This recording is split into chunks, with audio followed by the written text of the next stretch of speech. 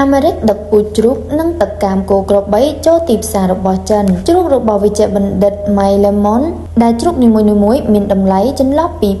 $2,500 ទៅ$5,000ត្រូវបានគេសន្មតថានៅលើយន្តហោះដឹកឆ្ពោះទៅទីក្រុង Hangzhou ប្រទេសចិននេះបើយោងតាមការផ្សាយចេញពីអង្គភាព Reuters នៅថ្ងៃទី22 ខែឧសភានេះផ្ទុយទៅវិញមនុស្សជាច្រើនបានទៅកន្លែងអត្តឃាតក្នុងរដ្ឋ Indiana ក្នុងតម្លៃតិចជាង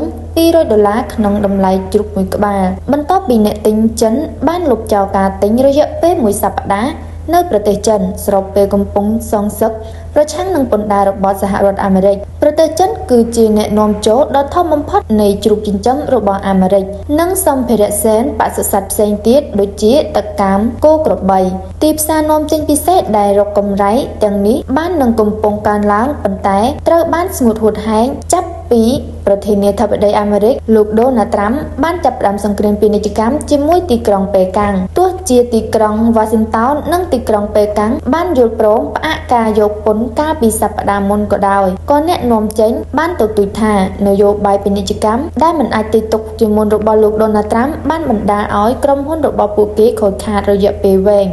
ហើយអាចលើកទឹកចិត្តប្រទេសចិននិងអ្នកទិញសំខាន់ៗផ្សេងទៀតឲ្យងាកទៅរកគូប្រកួតប្រជែងបរទេសដូចជាប្រទេសដាណឺម៉ាកយ៉ាងណាក៏ដោយលោក Lemon ដែលជាពេទ្យរដ្ឋ Indiana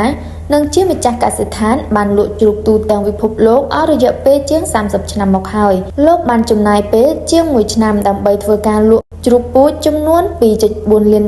ទៅប្រទេសចិនលោកបានកត់សម្គាល់ថាពួកវាត្រូវបានបង្កាត់យ៉ាងយកចិត្តទុកដាក់សម្រាប់សុខភាពទំហំខ្លាញ់ខ្ពស់